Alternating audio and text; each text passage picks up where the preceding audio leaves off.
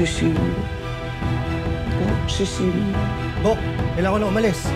Kailangan daw mahanap at mahuli lahat ng mga nakatakas, lalo na si Mando. Ano ba? Bok! Okay lang bang tawagan mo si Doc Cecilia? Ano sasabihin ko? Sabihin mo nataga ko. Hindi, pinanakol ako. Tapos, 50-50 ako, agaw buhay. Tapos habang ako nag-aagaw buhay, sinisigaw ko yung pangalan niya.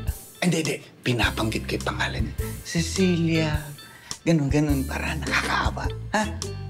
Sige, tatawagan ko si Doc Cecilia. Pero ang sasabihin ko, hindi ka nasaktan doon sa palakol. Mas nasaktan ka kung nalaman mong may boyfriend na siya. Bok, wag yun. Pangit, totoo yun. Pero mas maganda yung 50-50 yung Cecilia. Bok!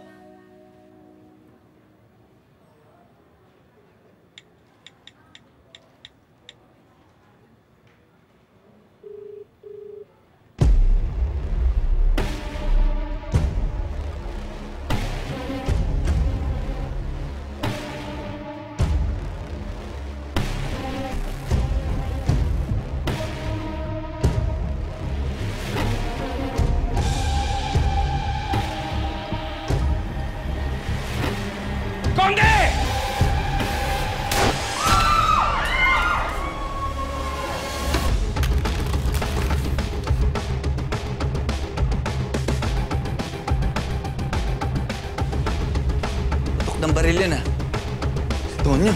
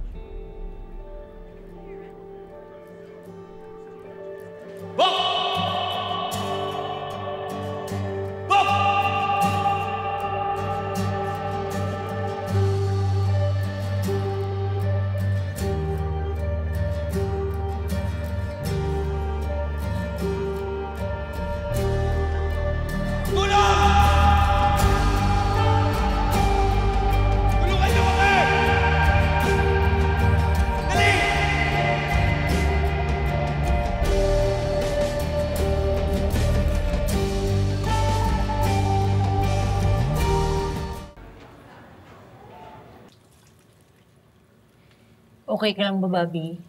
Nasaktan ka ba? Ayaw mo nga kausap eh. Ulit.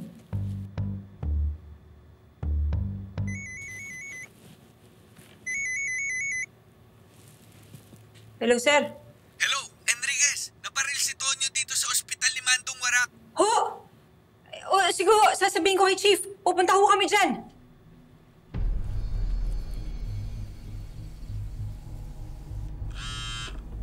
Si Boss ulit.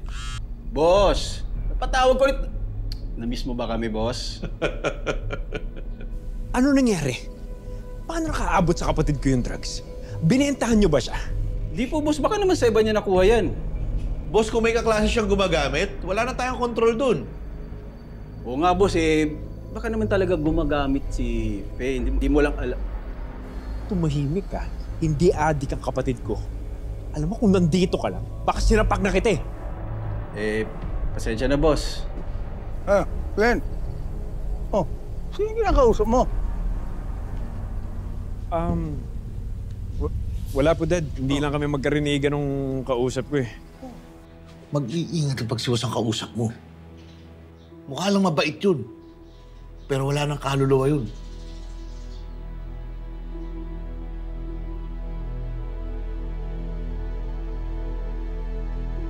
By the way, si Mom was calling you. Hindi ka raw niya makontakt Nagkasagutan kami kanina. Ayoko muna siyang kausapin. Dad, tumatawag siya dahil kay Faye. O bakit? Nag-collapse si Faye dahil sa pimple patch drugs. Ano?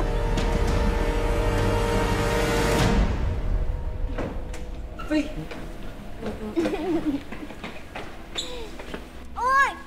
Ang tagal-tagal nyo Kanina ko pa kayo naantay. Ano ginagawa ninyo? Wala. Faye, saan mo nakuha yung pimple patch mo? Kanina pa namin siya tinatanong. Hindi niya masagot directly. Sir Chito, alam mo ba yung dalawang yan? Lalo-lalo na yung lalaking yan. May tinatago yan sila. May tinatago mo yun sila. Crush mo ako, no? Hoy. Crush niya ako eh. Aminin mo na. Crush mo ako, di ba? Crush niya ako eh. Crush niya ako talaga, ma. Tita, baka po kasi high pa siya kasi nakadalawang pimple patch siya kanina eh. Kaya po siya ganyan. Crush niya naman talaga ako eh. How can this happen inside the campus? May nagbebentahan ba ng drugs dito? I'll get to the bottom of this, ma'am. Ma'am. Pag bumaba na po siguro yung tama ni Faye, dun po natin malalaman kung sino nagbigay sa kanya ng pimple patch drugs.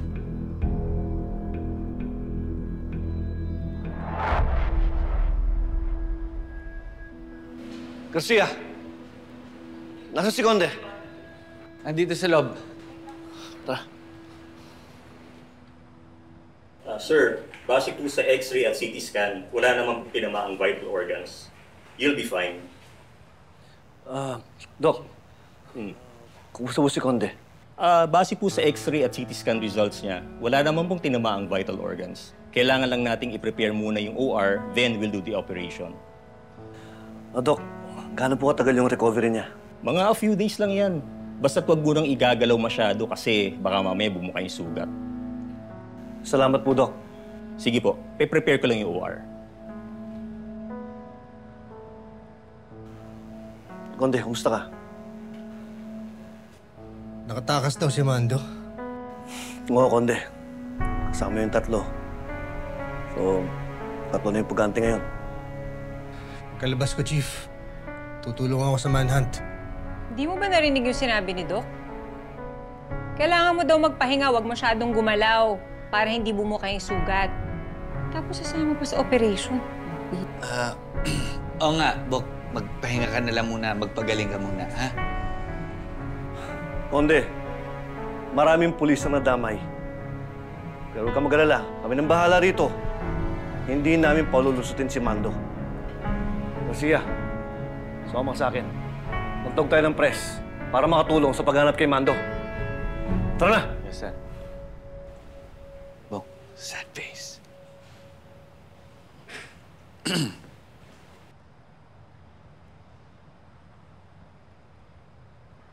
Sasama pa sa operation. Tinamaan na nga ng balay, nasa ospital na nga eh. Hindi ka robot tao ka. May tama ka nga ngayon, no? Enriquez, naririnig kita, Pakilakas pa nga ng konti. Maraming salamat nga pala sa pagdalaw. Pwede pa. Mangako ka sa akin. Huwag ka nang sasama dun sa paghanap kay Mando, ha? Paubayan mo na yun sa iba.